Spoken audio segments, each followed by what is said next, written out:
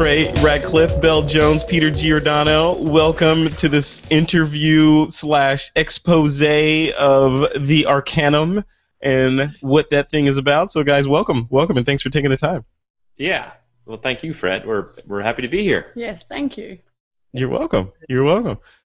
All right, Peter, I can't hear you, by the way. You might be muted. Peter's muted. He's gone. All right, we're gonna proceed. Can you hear me now? I can hear you now. There he is, Peter Giordano. Okay, Peter, while you're on the screen, let's talk just quickly. I'm going to do a quick roundtable. Sure. So, what's your involvement with this project, the Arcanum? And then I'm going to move over to Trey at the end to just sort of define what the Arcanum is. So, what is your involvement in this project? Yeah, sure. So, Trey and I talked about it months and months ago, and I got super interested in it. And for the last several months, I've been helping both Trey and Curtis, working with Bel here as well, on a number of things. But mostly I'm focused on helping our masters and apprentices, which we're going to learn a whole lot more about, making sure that they've got the tools they need and that things are moving through our entire magical academy effortlessly. Awesome. See, that's a nice teaser. That's perfect, Peter. Thank you for that. And Bel Jones, you're back there sitting next to Mr. Trey Ratcliff. What's your involvement in this project? So I actually did the video that some of you, or most of you, would have seen for the Arcanum there, and I'm one of the masters of myself. Yeah. Awesome. All right. She's well, welcome. One of our distinguished masters. We have great many masters, and I'm happy and proud that she's going into this grand adventure with us. This is cool. All right, so Trey, down to you. So let's start off this interview. First of all, thank you for taking the time to do this. It's always awesome talking to you, because you're always working on something really interesting, and this is no different. So tell me what this thing is. And first of all, before you do that, for full disclosure, you and I have talked before. You invited me into the Arcanum to become a master, specifically to talk about marketing and photography with a marketing slant on it. So I'm involved in the Arcanum as a master right now, but I want to dive into this and ask you some This Week in Photo style under the covers type questions to figure out what this thing is about. So tell us, set the stage. What is the Arcanum, and how long have you been working on it? All right, let's go under the covers here, Fred. Here we go. You and me. Well, actually, the best way to describe the Arcanum is this little video that was alluded to, and maybe in the actual one you could cut it in here magically. Because it's a little 2-minute video where I kind of describe exactly what the Arcanum is.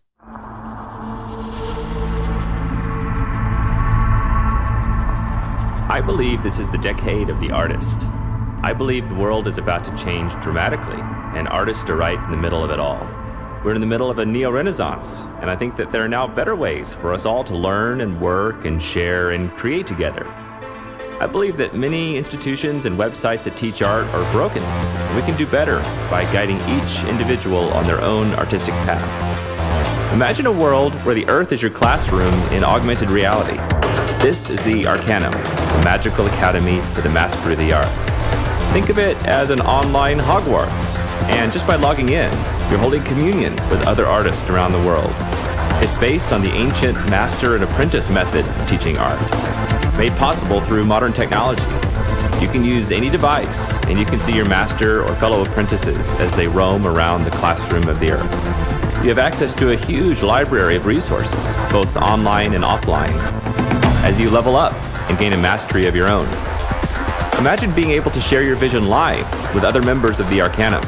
It's a private group, and only those that are on the inside can see other members while they're logged in. Imagine walking through downtown and seeing a level 27 digital warlock setting up his tripod by the waterfront. Or imagine yourself walking through a forest and seeing that in a nearby neighboring valley there's a level 39 neo-shaman creating a holo macro. You can share vision with each other and ask for advice. Or maybe you're at home in New Zealand while tuning in to watch a fellow apprentice taking photos on the other side of the world in Africa. Imagine reaching a level of mastery of your own so that you can take on a new batch of apprentices from the waiting list. It's your job now to make sure that they level up, gain new skills, and have their work critiqued as you guide them down their own personal artistic path. This is what we're going to build together. The future is now, and we're getting started small in a humble way with a core group of believers. Join us now and start leveling up.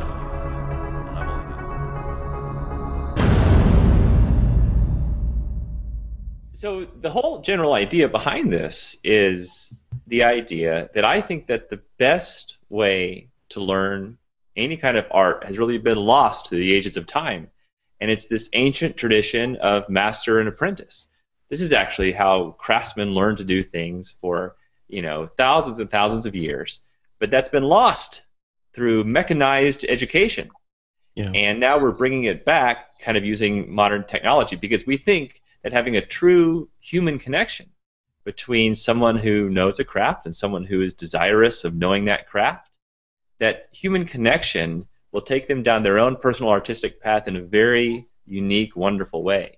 And so that's why we launched the Arcanum. We have a variety of disciplines, mostly centered around photography, and the idea that you can have one of these great masters be there for a one-on-one situation with you is the complete antithesis. It's an anathema to a lot of the mechanical systems that are out there right now, especially some that are even on the web.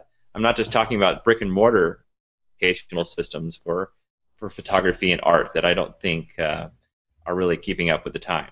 So so keeping up with the times, that's an interesting thing because we're looking at the internet, which is modern by its very nature, right? And people using the internet are learning how to do things that they never would have had a way to learn how to do before. And one of them is photography through services, like lynda.com, etc. All these different services are out there where you can subscribe and you can learn what you want to learn from the comfort of your little home office or your laptop or sitting in Starbucks or whatever. I want to dive into that a little deeper. You mentioned master apprentice. Why is the master apprentice model of doing things superior to me just saying, hey, I can walk into a library and consume whatever content I feel like consuming at any time for one small fee or a monthly fee? Why is this different and better?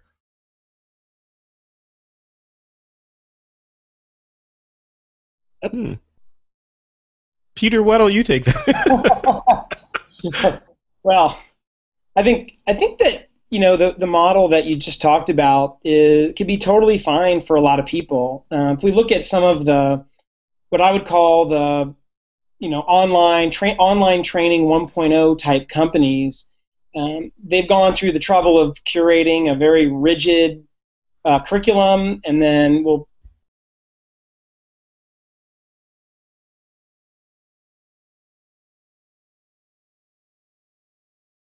But what you're relegated to is watching that one video, consuming that one piece of content on that one particular topic. Yeah. And what we're trying to do is something very, very different, and that is not have people pay for access just to a rigid curriculum with one piece of content per category item, but instead have people get access to both a community of other like-minded folks, a person that they can have a relationship with in terms of master apprentice, mentor apprentice, and then of course that content is there as well. And so we think this is going to be much more organic and bottoms up driven instead of a top down type of system like you were just talking about. Now, Trey, just for the watchers and the listeners of this, we think that Google might be doing some upgrades or whatnot to the back end of this Hangout architecture, which we didn't approve it. So no, they did not run it through us, Fred. How dare they? They didn't run it through us before they decided to make the system better. So as a result, we're seeing a little hiccups as we record this, but we'll work through them. So Trey, did you get the question that I asked about just sort of where the Arcanum sits in the grand scheme of things with the other giant libraries of content that are sitting on the internet right now? Yeah, I would say that what a lot of places on the internet that teach photography do is it's just one iteration improved on the brick and mortar system, which I think most of us can agree that is not a very good way to teach artistic disciplines. You know, the idea that you go to a brick and mortar school for 2, 3, or 4 years and somehow emerge magically with all the artistic skills you need to have a life of art is just redonkulous. This is something we all generally agree upon. And so the internet's solution to this was to get a bunch of people to make videos and dump them on places like lynda.com and charge a certain amount per month. And then you come in, you have access to thousands of videos. Well, that's actually a fine system for, I think, a very small percentage of people that can learn in this blue sky environment. But I think a lot of people go in and they don't know where to start because, in fact, it's very inhuman. Even though they get actual, really good instructors to come teach stuff, and they just kind of do this brain dump into a digital file, and the person that's watching it really has no connection to the person that made it. It feels very mechanized, not very human. So we're kind of the opposite of that. We're going back to something that's pure, and we're taking masters, humans, and connecting them with apprentices, other humans. And it scales in a completely different way. It's not this idea where you can just turn it on and have like thousands of people come in and access a huge library. It scales in a completely different way because it's much more bottom up, like Pete was just saying. But that scaling piece of it is what I want to get my brain around, because there was the whole idea.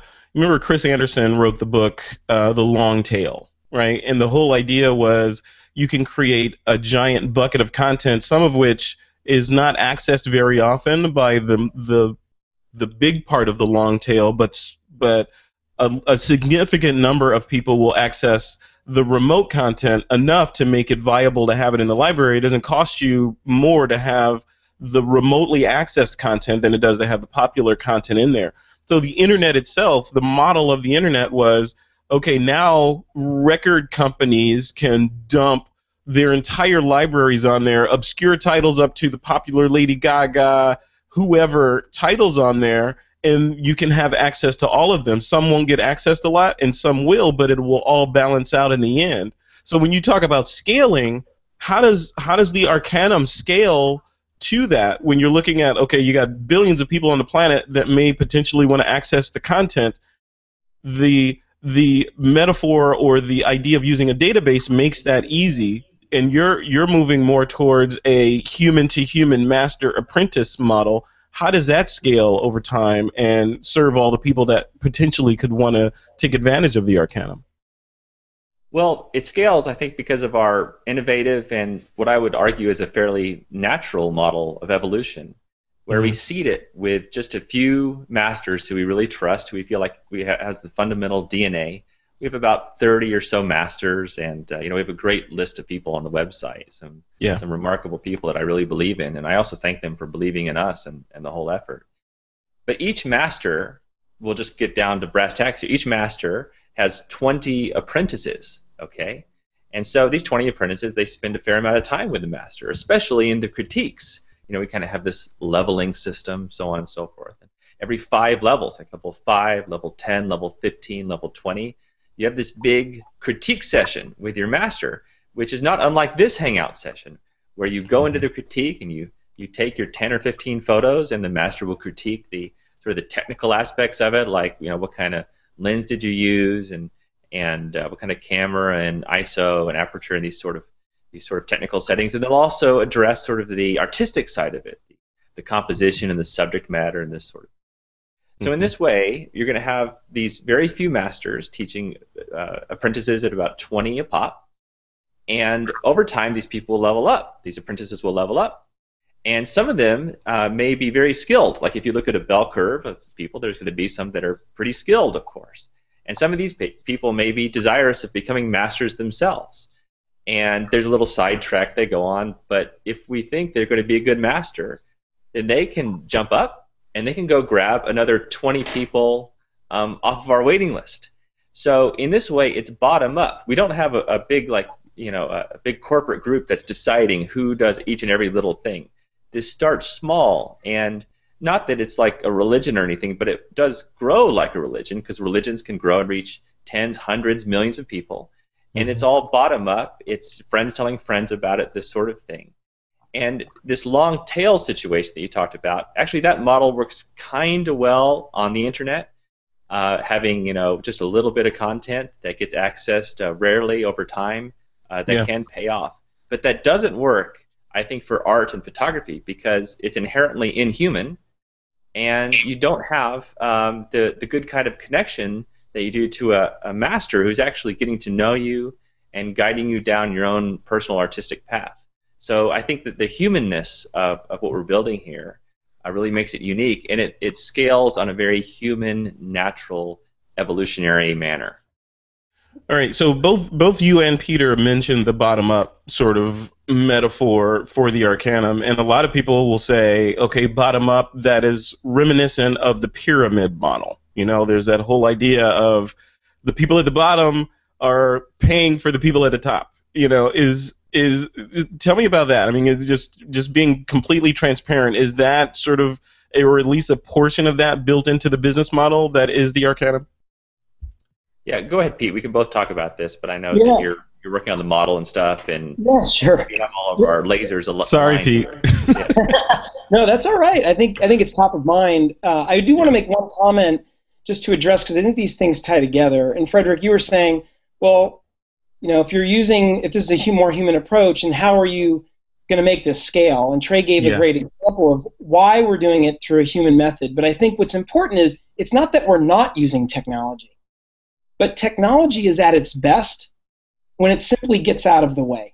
Mm-hmm. And so our choices are important in that it preserves the connection between that apprentice, the apprentice and the master. And then what's even more important is between the apprentice and their own cohort, those other 19 apprentices that they're on this journey with.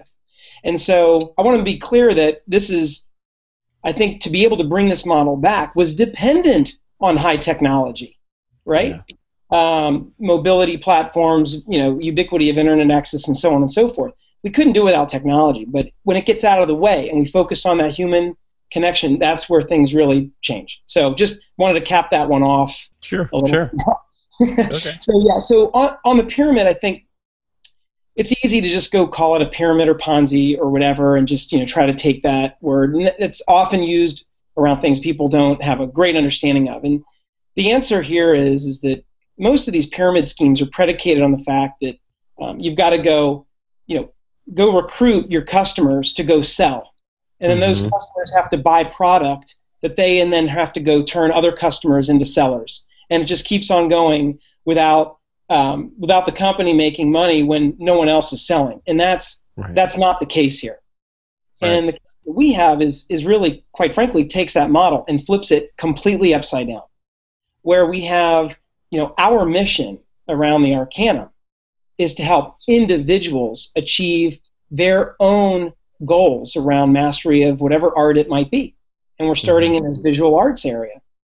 And so our mission and goal is aligned with that of an apprentice, which is to reach that level of mastery, which is their own path, and that of a teacher, our master, right? To help that student, help that apprentice reach that level of mastery, that goal. And so in this way, we've created a system where we think that all of our goals, from the business to our mission, the master, and the apprentice, are all aligned. Now, that is said, we are using the word business. And so we are going to charge a fee for access to this great service, this great content community, and access to the brains and brawn of these special masters. And so, but that funding goes toward running the business and creating an upward spiral like Trey is talking about, so we can support the masters and the apprentices with the right tools for the community and the content. And that's paint a picture of how that works. So there's a master apprentice, so the masters are in there, and masters are getting paid through the contributions that come from the apprentices. So, and then the apprentices could ascend to become a master and then get to a level where they could also be paid and have 20 apprentices under them. Tell me about the revenue. How does the revenue piece work? How much are these apprentices paying monthly? Is it a one-time fee? Is it a monthly fee?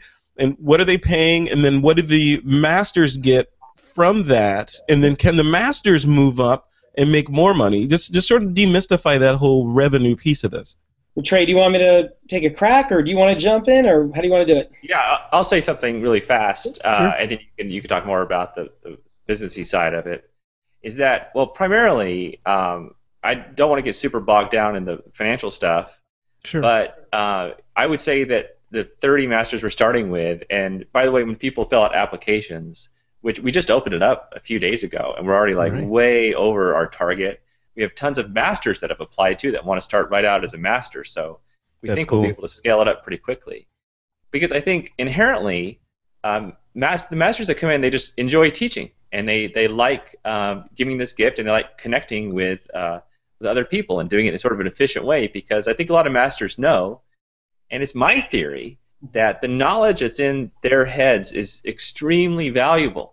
And there just hasn't been a good way to unlock it. Currently, the way you unlock the value of the knowledge in a master's head is like you go to a workshop, right? But this is incredibly inefficient and hard because you have to get a bunch of human bodies like Rick Salmon, for example, who's one of the masters. You actually have to go to Connecticut or where he is up in the Northeast. You have to fly there and get a hotel. So you have to get your brain near his brain in physical proximity in order to get the knowledge out of it. I mean, this is a little bit ridiculous, isn't it? Now, he can also make videos and put them on the web. He does this kind of stuff. But then there's not a very human connection.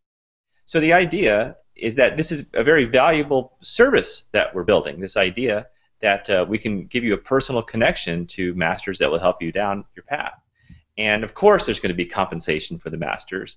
And I truly believe that this could be one of the great things that helps masters be a much more financially viable thing rather than just scrounging around for workshops or putting up videos or ebooks or having, like, I know how littlelynda.com actually pays you to go there and do videos, and they just churn them up on their big machine. So this is a totally different way of doing it. We do have a monthly fee and this kind of stuff, but it ensures that only serious people are coming in. And I don't think that any of the apprentices will ever begrudge the master for making money from teaching them something that's so important to their life. And what's the fee for an apprentice to be involved? Go ahead, Pete. You can go through the whole model there. Yeah, sure. So if you look at the Arcanum.com on the website, we've published an introductory price of $29.97 a month, which we think is in line with other services that only offer access to content. And again, what we're offering is this access to, again, these very talented and accomplished professionals that are our masters. Yeah. And then, once again, not just the content, but also that community, that very closely tight-knit cohort, which is going to go on this path together. And so that's what that initial fee is. And then, you're asking about... By the way, Pete, let me jump in there and say that, I know there's a lot of conferences and things that you go to where you will go and you pay to get a critique. You might pay like $90 to get a critique. Yeah. But here you go. You're not just getting one critique and you're just sent out of the room like a failed American Idol contestant that's trying to try out. But you've got a lifelong connection with this master, and they're going to see the progress you make as you go from level 5 to level 10 to level 15. They're going to, hopefully your work will get better over time based on the advice they give you. And so, I mean, this is a fraction of that cost. What a deal, I say. Yeah, and it is. I mean, just to underscore what Trey is saying, I mean, Frederick, I think you can get the sense that this is an incredibly personal experience that you have when you go through this type of learning. Mm-hmm. It's very, very different than, which again is okay for some people, but to download that one video, then the next video, then the next video, and just consume ad nauseum. This gives you access at a level that just hasn't happened before. Even some of the more, I would say, like live type events where folks get together and so forth, that's a very small fraction of time. And then everybody goes their separate ways.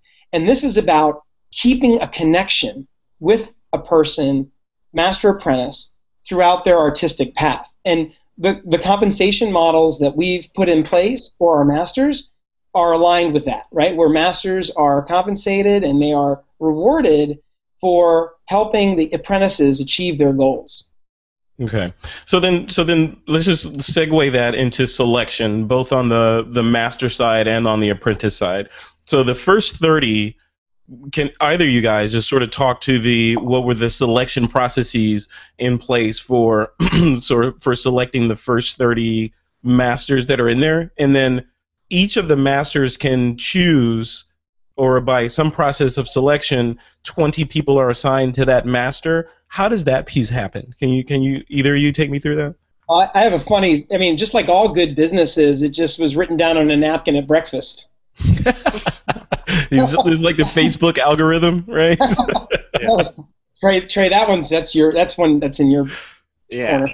No, we've got a really smart way, I think, of connecting apprentices and masters, because it's not like there's an algorithm that hooks you up randomly with a master. Yeah. Because it is such a personal thing, we want to make the selection process super personal. And so, when you come to the arcanum.com and fill out an application, which of course is free, and then you enter a waiting list, which is also free, and you don't actually start paying until a master selects you. And that's actually what happens, is that when you fill out your application, you write some stuff about yourself, and you say, like, well, what disciplines are you into? Are you into landscape or portrait or model or fashion or whatever? You can make multiple checkboxes if you're interested in multiple things.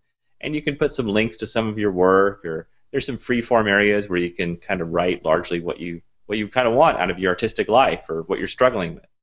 And then the masters come in, and they see a big group of the waiting list, and like they can sort it, like Rick Salmon, for example. I don't know why I keep bringing him up. It's such a good example.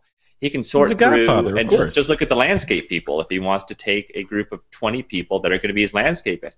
So he'll go through and he'll just pick 20 people that he personally wants to teach. It's like fantasy football or something. So you get to pick your 20 people, and maybe he'll pick people that are total beginners, because that's often very rewarding for masters to teach people that are total beginners. Or maybe he'll want people that do a certain kind, whatever he wants. Those 20 people that he picks, it's guaranteed that he really wants to teach them and level them up. And so once he selects them, they'll get a little email saying, hey, you've been invited in, a master has selected you, and then that's when the payment begins, and you come in and you start leveling up. And of course, I see a question here. There's lots of questions pouring in. It's hard for me to concentrate on multiple things. Yeah. Here's a question from Michael Bonacore. He says, how long on average does it take to level up to level 20? This kind of goes hand in hand with that thing I just said. So when you pick 20 people, there will be a bell curve. There'll be like some people who are super overachievers and really get into it and try to level up quick and do all the challenges with their class and do a lot of peer reviews and go through their critique sessions and have a great time. So some people level up very quickly. Maybe we don't know how long it will take to hit level 20. Maybe 2 or 3 months for like super overachievers, maybe 4 or 5 or 6 months for other people. The speed doesn't really matter. And that's kind of why we're going into this beta session to find out actually how this works in practice, because we're building something totally organic. This isn't like World of Warcraft that we're building. We're just automated. You go talk to the innkeeper, then you go down into the cellar and kill 10 rats, and then you're level 2. It's not like this automated, ridiculous system. It's totally organic. So as the master has these people go up to level 20, he can go grab new people off the waiting list and come up. So it's almost like he's a college football coach, and there's always like fresh talent coming in. And then for the people that do reach level 20, we hope to have sort of like expansion packs, to go back to the gaming idea, for them as well. I have a feeling that constantly stimulated. I have a feeling that you have gaming in your blood somewhere, Trey. I don't know. No, I know, absolutely. Unapologetically, I love games. I like fantasy fiction and Hogwarts and The Name of the Wind and all this stuff. So, I want to take these really fun elements and put them into the Arcanum, because, we certainly take this stuff very seriously, but we also want to have fun with it. And, art can be taken seriously, and it can also not be taken too seriously at all. So we're doing this because we love it. And this, Fred, I'll take a step back and say that we, Stuck in Customs, that's the main website. It started doing really well a few years ago. Mm-hmm. And I don't really consume a lot. I have enough money to buy cameras and travel. That's kind of like for my family. That's good enough. So now when we make decisions like building the Arcanum, we don't do it for the money. We do it for the awesome. And I just think this sounds like the most awesome thing. I wish when I was learning photography that I had a future me that I could talk to, that could save me from all these mistakes and give me all kinds of advice and help me down my own path more quickly than I would have otherwise. So it just seems like an awesome thing to do, and we're making it fun. Well, looking at it from that standpoint, like if you, Trey, when you were just starting out, you had a future you to hold your hand and explain to you, no, this is what an f-stop is, not that, if you had that person back then, could the Arcanum translate into other disciplines that could possibly use a future, say, painter or a future whatever, in other words, can the Arcanum translate out of just strict photography disciplines and into other creative endeavors? Well, yes, absolutely. This idea of master to apprentice doesn't need to be relegated to only photography, because any kind of craftsmanship that can benefit from a master-apprentice relationship could fall under this domain. So we're getting started in a pretty focused way with just photography. But there is one exception. We are trying one other thing, and I'll let Bel describe it thusly. Bel Jones. Hello. You're on. So I will be the one exception, and I'll be doing hand-drawn art. So across a variety of different mediums that I use, from pen to paint to oils, and sharing that with the apprentices that I will be having under me. Yeah. Very cool. Have you done anything quite like this, Happy? What's kind of driven you to want to be a master? Well, I think, obviously this is a very new thing for me, but to be able to share what I'm passionate about with people who are equally interested and passionate, and to be able to help them grow and find their special little niche that they're into. That'll be really special to me and really exciting, and I love to see people get stoked and explore and discover something new that maybe they never would have been able to before. Yeah. Now, Bel, I see you're wearing Google Glass there. Can you and Trey, and Peter, you can jump in as well, explain how, and I've seen a lot of the videos, and I have some Google Glass as well. Explain how Google Glass is incorporated into the Arcanum. What's it there for?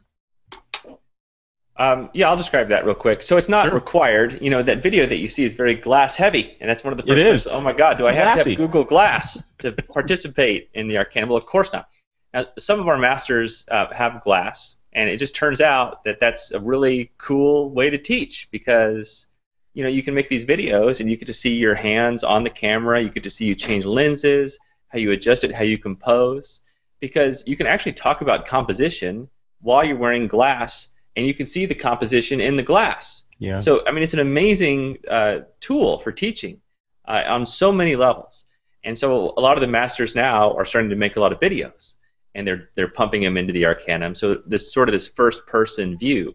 Like personally, I'm putting about 30 videos into the Arcanum when I've been out on location shooting with glass. It's just such an efficient way, and really it's a very personal connection to kind of dictate this stuff that's happening right in front of you. Now, I do think we're moving into a world where people are going to be wearing these head-mounted computers quite often. I think they probably won't look like this current Google Glass, even though I think this one looks totally cool. But I think that the next versions will be more and more invisible. There might be many people that are making these sorts of things. But yeah, this idea that we can all be connected and have shared vision, that's kind of like the next version of the Arcanum that we're working on. The idea that you can just share vision live with your master or your fellow apprentices, it's the most awesome thing ever. If I had like all these incoming messages saying like, oh, all my fellow apprentices, they're out shooting right now, or they have questions, and I can tune in and see what they're seeing live as it's happening. This is my core group of like my little 20 people. How exciting and awesome is that? And all we're doing, Fred, we haven't invented anything new here at all. We're just synthesizing pieces that were already out there into a contiguous whole that makes sense. And that's a perfect segue, because I want to talk about the infrastructure a little bit. So you mentioned lynda.com. They built an entire database site experience, Library of Congress, if you will, of training for people on anything from Excel all the way up to Photoshop and Motion and all this stuff. So whatever you want to know, you could go into the Lynda library and learn all this stuff. On the Arcanum side, and they built it, I'm assuming, from the ground up. On the Arcanum side, looking at it from the outside in, it looks like it's built on existing tools, right? So we're using using Google Glass, which has a built-in infrastructure, through Google Plus, using Google Plus Hangouts for a lot of the interactions and private groups within Google Plus for the master apprentice sort of relationships, which is brilliant. I mean, you're building on top of an infrastructure that's already there. So I wanted to talk about that a little bit and your mindset, Trey, of building it on the Google infrastructure. And then, as I'm known to do, the devil's advocate piece of it is, like we experienced today with Google making changes to Hangouts while we're trying to do this, you're kind of at the whim of this giant entity that could change things underneath you and disrupt your business model. So I want to have you address that, and if you see that as a concern. So take the first piece first, your mindset behind using Google Plus as an infrastructure for the Arcanum. Yes, well, obviously, I really believe in Google, and I believe in the people at Google, people behind it, Vic and Bradley and Sergey and the whole team. I mean, they're just, I think that they're just world killers. They're doing a great job. Yeah. And of course, they're constantly iterating and improving this stuff, but they make so many incredible services that we can just layer this on top of. It's ridiculous for us to rebuild our own forums when they have these amazing private communities. And we'll just take that as a quick example. So if anyone's ever been to a photography workshop, then you might actually go to the photography workshop for the purposes of meeting the guy that's putting it on, or the gal that's putting it on. But then what ends up happening is you end up making friends with everyone else at the workshop, and you get as much out of them sometimes as you do the teacher. So I think the same thing is going to happen here inside the Arcanum, that they're going to come for the master, but they're going to end up finding 19 fellow apprentices that also share the kind of stuff they want to do. And so a great way to share this stuff would be inside of a private community, right? So like, there's a Dave Cross, for example, the Dave Cross, his mastery cohort, where these 20 people will come in there and they'll be sharing photos, they'll be preparing for their critiques. Dave will be putting his favorite videos into there. We'll be using like Google Hangouts just like this, because it's really easy to share your screen. It's automatically recorded to YouTube. And so as all these masters are out there creating these critique sessions, they're all going to be available not only to the fellow apprentices, but all across the Arcanum. And I don't know about you, but I would just love to sit there and watch critiques all day long. I love watching other people get critiques. And I don't always agree with what the judges say because it's subjective, but it's always interesting to hear what they say subjectively about such a subjective subject. And so I think that'll be a tremendous tool. So there's no need for us to build this stuff if Google's already doing a great job and constantly improving it. Yeah. And then, I'll say address the second part of the question, which would be, okay, it's awesome. Everything Google's doing, I agree with you. It's amazing, and they're giving it away for free, etc. Amazing infrastructure that's already in place that you can use. But then what happens when you're building arguably a large business on top of someone else's land, and they can decide, what, I'm gonna build apartment complexes there. I'm done, and which could disrupt what you're doing. Have you taken that into account, or are you worried about that at all? No, I'm not worried about Google having extended downtime or anything like that. I think that you got to pick your partners in life. Even if we did it all, we'd be depending on rack space and our own coders, and I'd rather count on Google than me building my own giant engineering team to build a system that does ostensibly the same thing as Google, but probably not as good. So I believe in these guys, and there'll be a little bit of downtime, a little bit of problems, so on and so forth. But I mean, it's all going in one direction. I think it's all right. That's cool. I'll add on that, just Frederick. I just think the experience has been so much better too. Google, not only do they have these different services, but they've done a great job of integrating them, right?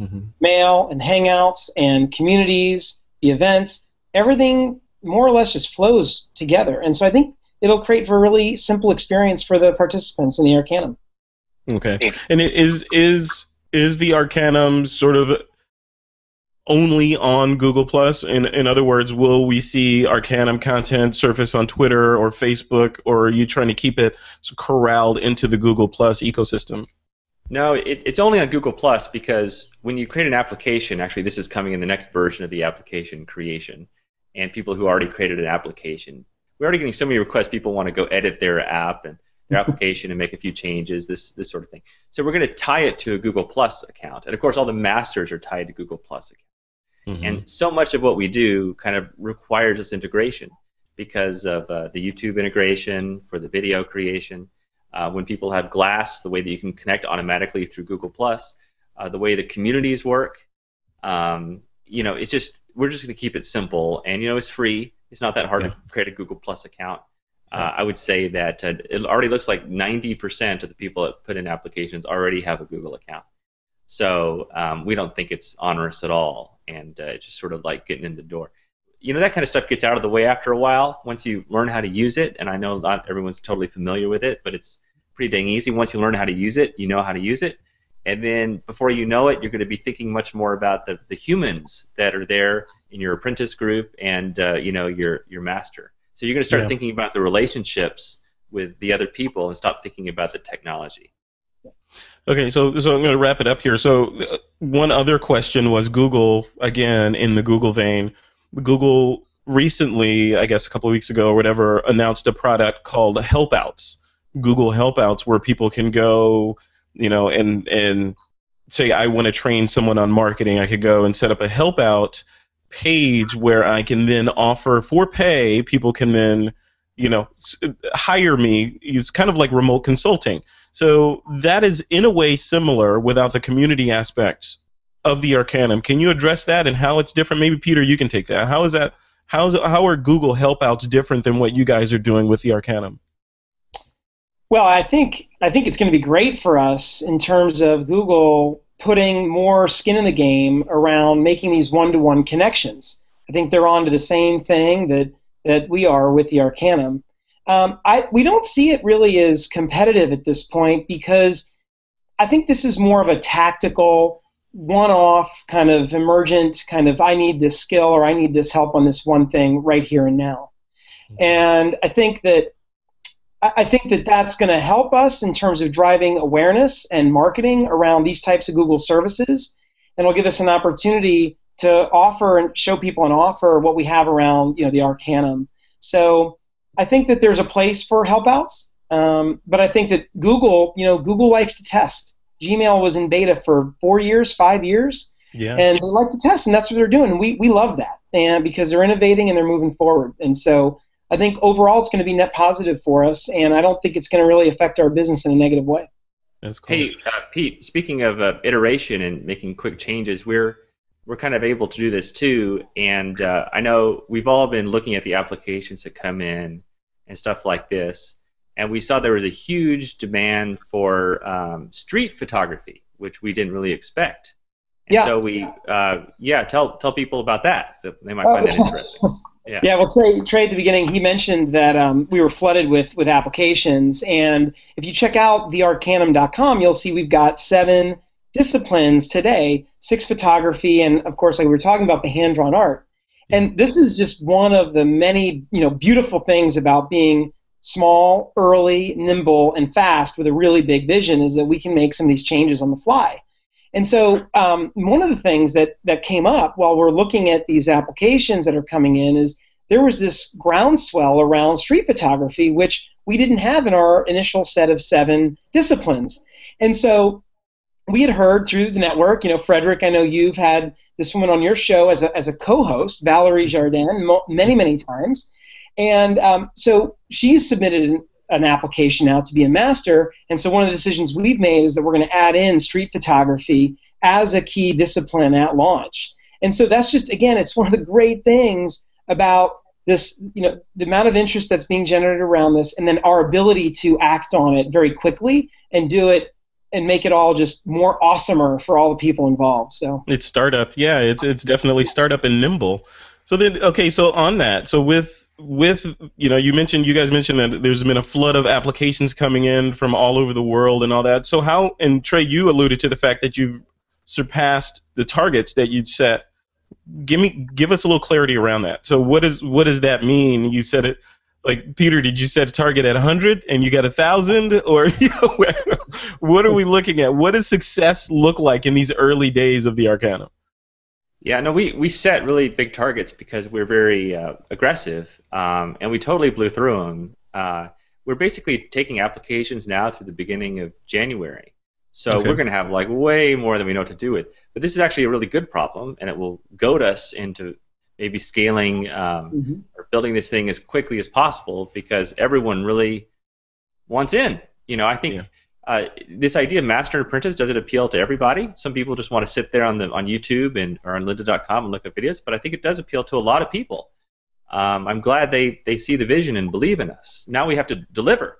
And so the thing that's going to happen is around the beginning of the year, we're going to officially start it up, right? And so we're going to have, our first group of masters go pick their apprentices, and we're going to test it. And, I'll give my little Dumbledore type commencement address to people in the Arcanum, and I'll just be super frank and honest. I say, look, no one has ever done anything like this. We're going to build this as we go.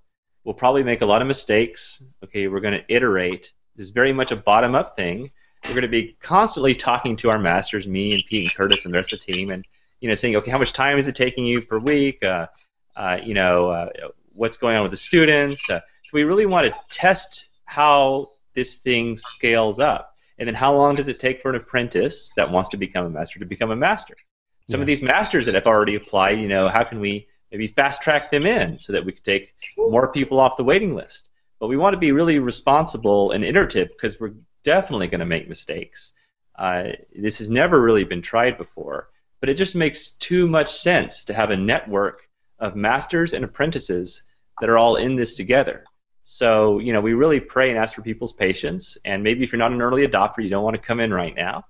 And let us iron some of this stuff out first, but we're going to get there, because we're really excited about it, and we're really just so deeply honored for people that have applied, and we're excited for the masters to get started, and we just want it all right now. But we're going to try to be responsible and grow it organically, and be smart about it. Love it. The energy level. I was just going to say, the energy level, Frederick, it's off the charts, right? People are flocking to this because I think it was an unmet need, and people are seriously energized and, quite frankly, anxious about getting in. And so we're delighted and we're humbled by the outpouring of interest. So we're just we just want to deliver now.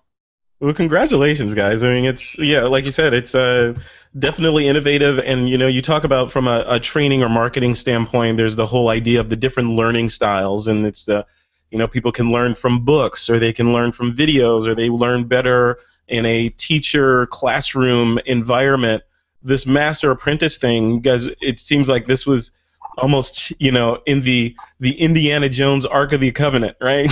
It's like, okay, let's crack this thing open, and here's this new learning style that is actually old, that is new again through the use of technology that you guys are sort of dusting off and making new again. So congratulations. It's exciting. So what's next? So if people are watching this, whether now or in the future, and they're like, okay, this is awesome, I want to be involved somehow, whether as a master or as an apprentice or something, where do they go to get the gist and the lowdown on what this project is and how they can be involved in it? Yeah, so I would just direct people to the website, which is thearcanum.com, TheArcanum.com. Mm-hmm. This name, by the way, comes from one of my favorite books called The Name of the Wind. If you read this book, you'll kind of be a personal friend. You'll get a level up in that territory. But if they come to the website, we've got lots of really good information there, and a nice little video, and we also have a FAQ that answers a lot of these questions. By the way, Fred was going to start this Hangout, and he was going to have this questions interface. I started up the questions. There's so many questions pouring in. I pasted them into chat there, Fred. It's off the charts. But what I'm going to endeavor to do is take our existing FAQ and go through these and try to coalesce them into some questions and update the FAQ with all these questions. And I love that there's so many questions, because this kind of hits people out of the left field. They're like, whoa, well, what about this and what about that? Because it's just an unfamiliar model. So there's a lot of FAQ type stuff on there. We have sort of our core values, like what is grounding us in this, because we've given this a lot of thought, the basic philosophical premises behind this. Why are we doing this? Why are you doing this? Why would a master do it? Why would an apprentice do it? Because we want people to come in, especially in the beginning, with the purest of motivations. You know, the desire to teach, the desire to learn, the desire to get better with art. And so we think if we start out this core group of, you know, unfortunately just several hundreds of people, even though the waiting list is many orders of magnitude bigger.